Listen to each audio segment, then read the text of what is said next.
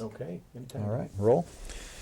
Well, here we are in the digital editing room once again. It's been 2 or 3 months since the actual recording session, and a lot of water has gone over the dam, I guess, since then. A lot of performances and master classes and so forth. Andres Velata is here. He's the engineer of note this evening, and we're going to be working with the digital editor. Hopefully try to get a final edit on this pictures and exhibition project. During the last couple months, some of the things that have happened, one thing of note, Wayne Jackson had tapes made, actually they're right here, 4 analog tapes that of the whole session, whole 7 hours. Of course, a lot of it included talking and experimenting and that sort of thing.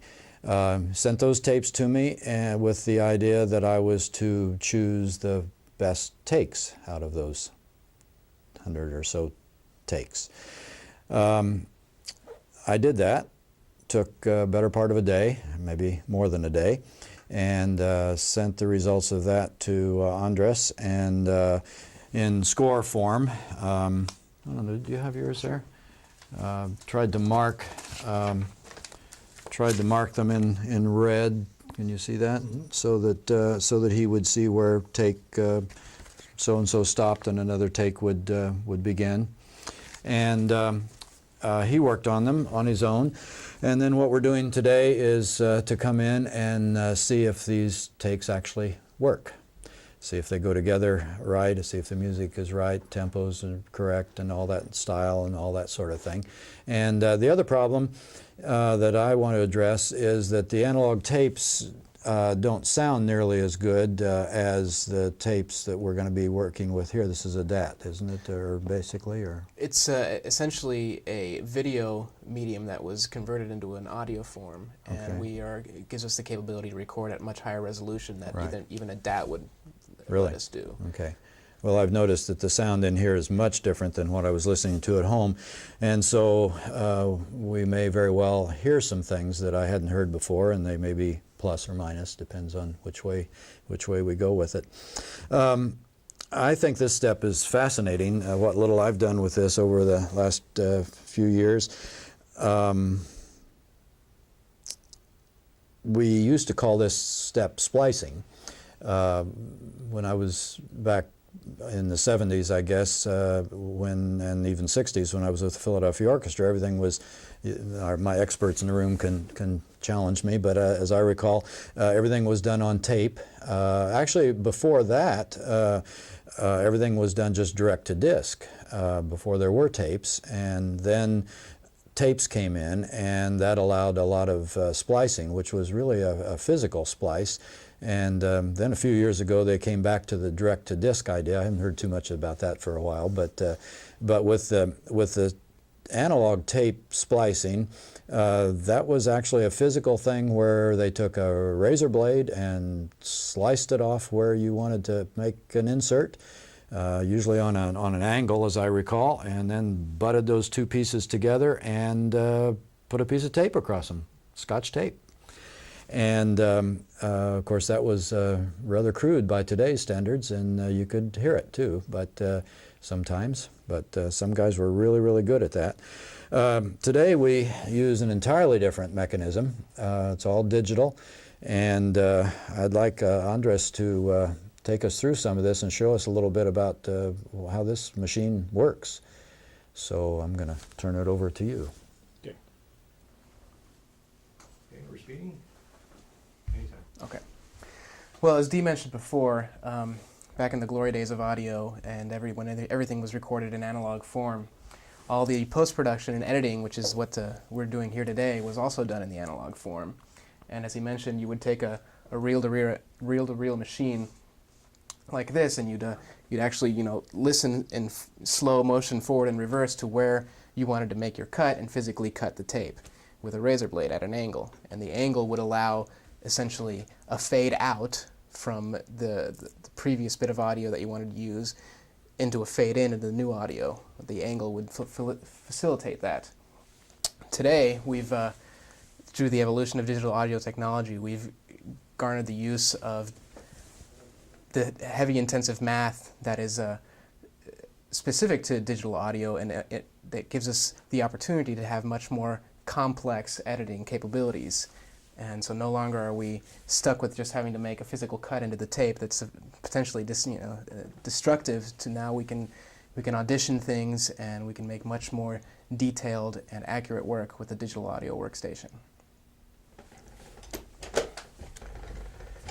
And this is the digital audio workstation that we use here at Indiana University. It is a sonic solution system, which is essentially the industry standard in the classical music industry. It gives you the most control to do 2-channel or even multiple channel musical editing, and it's also probably one of the best sounding digital audio workstations on the market right now. One of the beauties, one of the best things that goes along with this system is the interface and the way that you interact with the computer. The visual interface is still a lot like it would be if you were using an analog tape. You still see crossfades and angles like you would make a cut in a tape with a razor blade. You still see those visually on the screen, and it helps you. As for an engineer that's worked before in analog, and it helps you keep that visual foundation down to help you get your work done more efficiently. And unlike analog, it gives you a seamless, inaudible, if you're good enough, edit between 2 different pieces of music or 2 different takes of the same piece of music. So that's pretty much all I can say with that. I'll let you know something. If your head goes like Yeah, that. we always screen through. When we get to it, I'd like to start a few bars earlier, if we could, Okay. to get a good sense of the other movement. The other movement.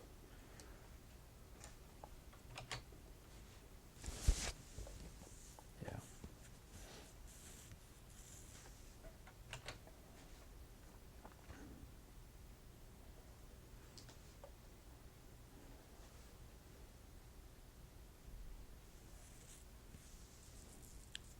Is my mic still hot? Should be. Okay,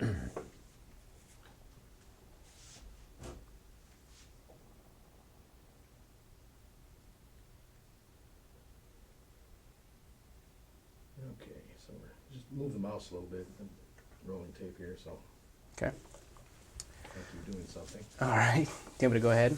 Yeah. Okay. Well, as you can see on the computer screen here, this is the visual interface of the Sonic Solutions digital editor.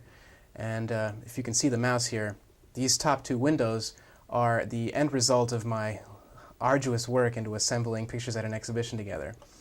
And each different little section that I click on here is a different piece of a take that Dee gave me to use in assembling this piece of music. The way you see this squiggly line here is the actual music itself.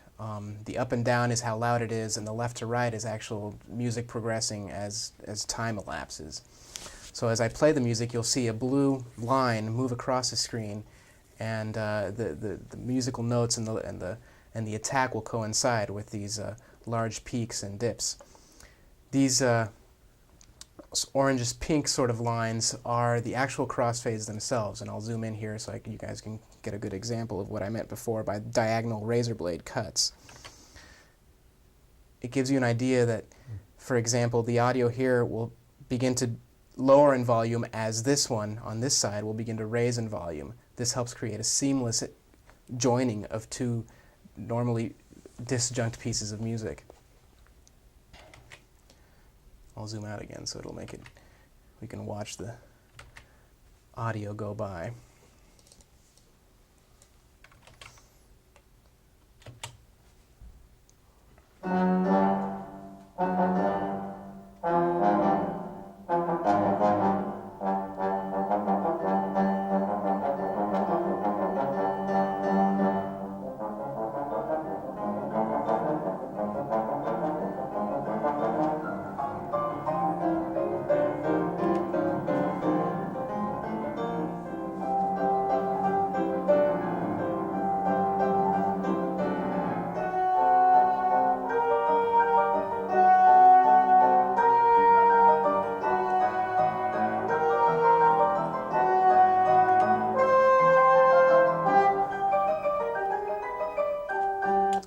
And to give you an idea of how much control you have over these particular crossfades, I'll show you how it's actually done. You get another window that helps you control all the parameters. Well, this one doesn't seem to be happy. There's, like all other computer programs. Okay, we're rolling, so I'm just on that top window. Okay. Well, the top two. Well, this is the Edit Crossfade control window. This is what lets you control essentially how long you want your fade in and fade out to be, where in time you want them to occur, and if you want them to overlap, and et cetera, et cetera. I can show you essentially how it works now. As you watch it scroll, it goes from the top window, which is the previous take, into the bottom window, which is the subsequent take. And so it fades from this one to this one. We can watch it do it again.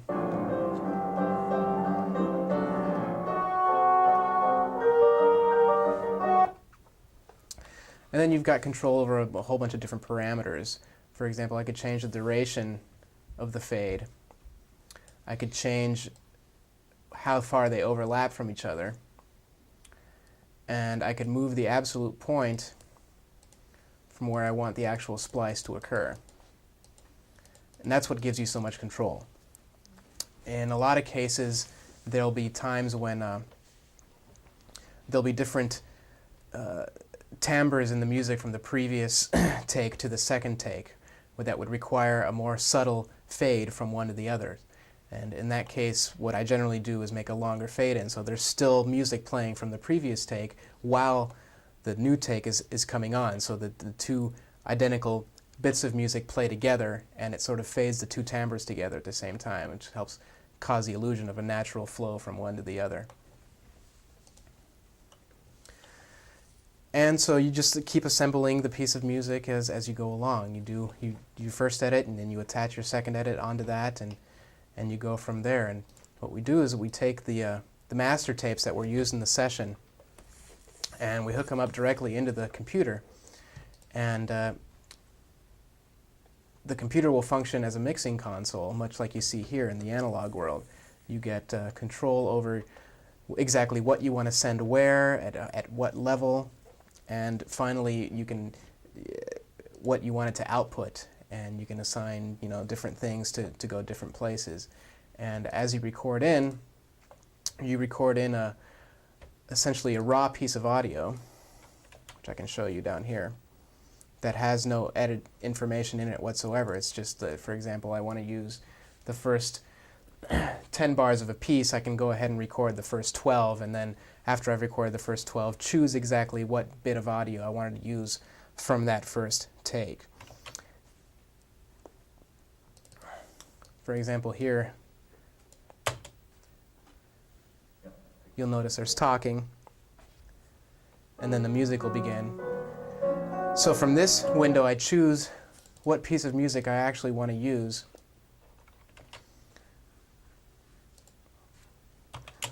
By making brackets. And once I've chosen the piece of music that I want to use, I'll insert it to where I want it to go up on the top window. And that's how you assemble the piece, essentially. I like to do it from left to right, as it would occur in a concert. You go from the beginning of the piece to the end. It just seems more efficient to me that way. But it gives you options to do it whichever way you like. So that's how we assemble audio. And just to give you an idea of how much work went into this project, every red line here out of 31 minutes is an edit. And where it gets real thick here, you'll notice, I'll zoom into just this little thick bar right here. There's several. There's 1, 2, 3, 4, 5, 6, 7, 8, 9 edits in that one little place. So altogether, there's quite a few. And this will show you alphanumerically, in other words, in alphabet, all the different sections put together from left to right. Now I've got to go on record and say we're not putting in just wrong notes and cleaning up the wrong notes and putting in the right notes. It's a little intonation here, a little style thing there. I think generally, I don't know if I said it earlier, but I think what we try to do in the recording session was to do full takes, and then when you get a full take done, of a movement from beginning to end, and then maybe do it 2 or 3 times, and then when you come back, you find one little phrase was better than another phrase, and so you stick that in, and so forth. But I got to go on record here to make sure that people know that we were honest about this and not just splicing in right notes. There is an artistic integrity that goes into the whole recording Right. process. You want to make it all sound cohesive, and going into it, you know that eventually you are going to edit this stuff together, and so you want to do it logically, and you have to be smart about it during the session itself, and that's where the role of the producer is extremely important. That helps the musicians know exactly what has been covered, what they still need to do again, and helps it keep the whole session together. And that producer eventually gives the editor, myself, those notes, and after they've chosen what they want to go together, and then it's my job to try to make it sound seamless. Right, and that's a very good point. I think the guys in the booth were great help to me, because there's just so much going on that you can't remember it all, and you can't and they are just sitting there listening, and if you've got the right guys in the booth, you can just trust them to tell you if you've covered a certain portion adequately, and that is very important. And it's sometimes hard to remember even if you've played a certain spot, I think we found one spot in here that we only covered once or something, and we didn't like it very well, and we're stuck with it, It's there. But it's a very complex process, as you say. So that's the whole piece there on that one, all 32 minutes? All you say 32 minutes? yeah. Wow, So. it's pretty amazing. It's the timeline, as we call it in video. Yeah. Right. Yeah. Well, there are... Pitch without changing the tempo, which is quite a complex mathematical equation. Wow. Or you could choose to change the pitch and change the tempo as well. But always, when you do something like that, especially in classical music, I've always found it to be audible, and it's displeasing when you have to fudge around with the numbers in order to essentially stretch out a pitch to make it last longer but still maintain the same frequency. It's a very complex bit of math that goes into it, which unfortunately hasn't become perfectly seamless, and so there are artifacts that you can hear, and as an engineer, I tend to be picky about those sort of things, and that comes down to the fact that we want to record music as true to its original as possible. You want to make sure you're true to the artistic intent, and if you have to come back here and fudge around with getting right intonation, getting the right tempo, then you really aren't doing a service to your listeners. What about post-production sweetening, like adding reverb? You can add reverb, you can do EQ changes, and we have quite a bit of different devices that allow us to do that, and those are much more subtle cues that you can add later. But personally, I tend to, try to make all those decisions at the recording session itself, and that way, sticking with a purist sensibility, you're trying to capture the performance as it occurred naturally in a lot of cases. Now, especially here in the Indiana University halls that we have, you can get a really pleasant sound in the hall, and if you can capture that without having to do any manipulation later, that's really a wonderful thing. But in case things happen and you don't get the best sound during the session, there are things you can do to save it later. I've always been amazed at the number of splices, or what do you call them? Crossfades, splices, that are involved in these things, and I think most people don't realize that, and that's what the purpose of this is, to show that this is the way things are done, right? When Absolutely, you say? absolutely.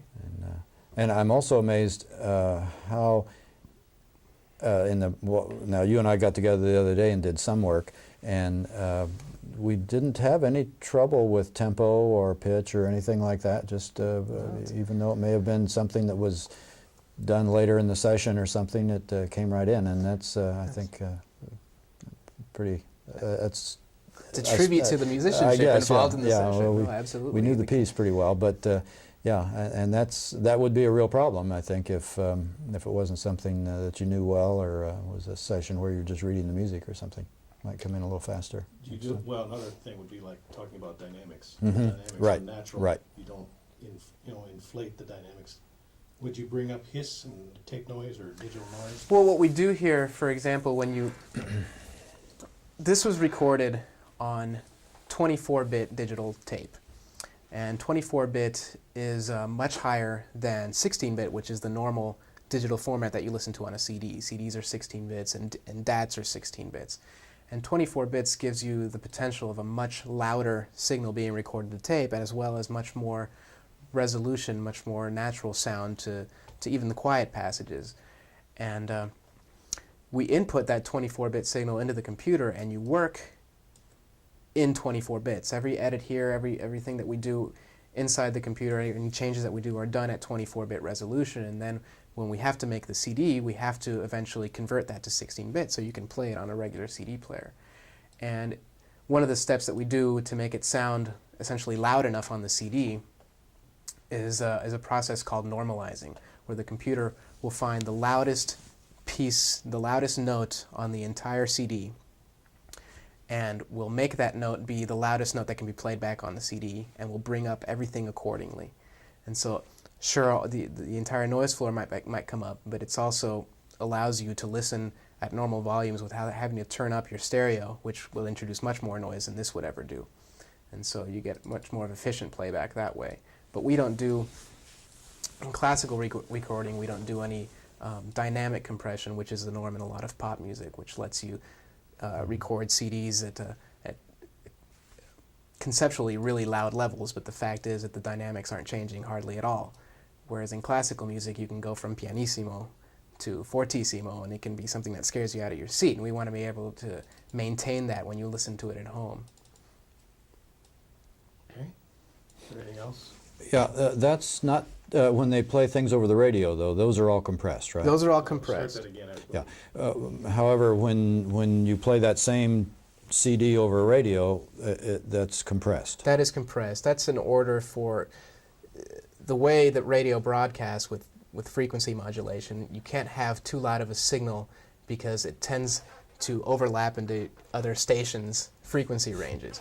And so they have to be very careful about, the FCC gives you a certain bandwidth that you have to stay within. And as the dynamic level increases, the more bandwidth you need to use. And so radio stations are forced to compress their audio to make sure that it stays within a certain bandwidth. But when you listen at home, unless you have a compressor in your system, which most people don't, it should be true to the original recording as much CD. as possible. Correct. But now if somebody were to copy that CD on analog, for instance, is there compression there? Analog does natural compression on its own. There's a compression that goes along with analog recordings. But if they, today with everybody buying computers with with CD burners in them, you can make a digital copy of a CD, even though it's illegal, by the way. And it would have. And it would it's all numbers, so it would be the exact same numbers as they were from before, and so it should maintain the same levels and the same music altogether. So. Fascinating. Binary format. Before that, if Sure. we could just, so we get that on the tape, John, if we could. And then, because it's totally different, and we just go back 4 or 5 bars or a phrase or two. And then, so where was our last, well, we can get this on tape too, I guess. We're rolling. Hold on, I'm trying to find where we left off here. We were around take 80 something or other.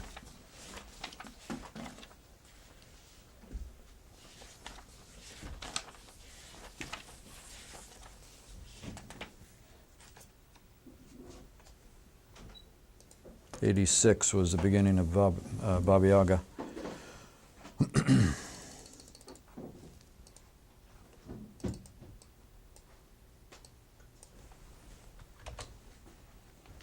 So we're over half done then, right? We are. Good. Let me just find that on my score here. So.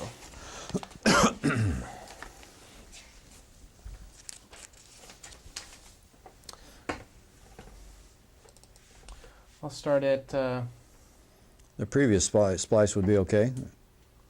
right around take 81. Mm-hmm.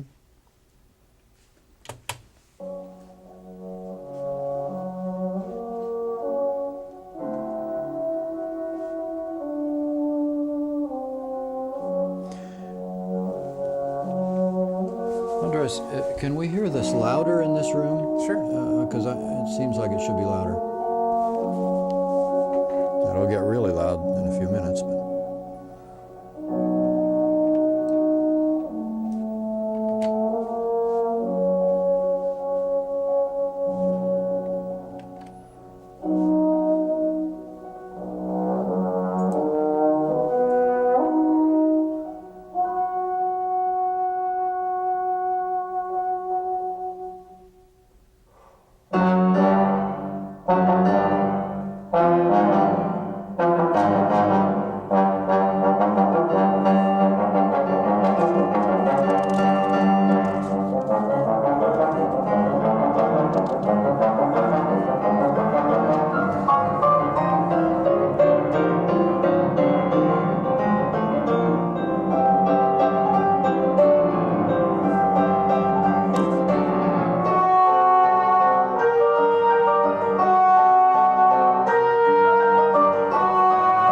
To tenor.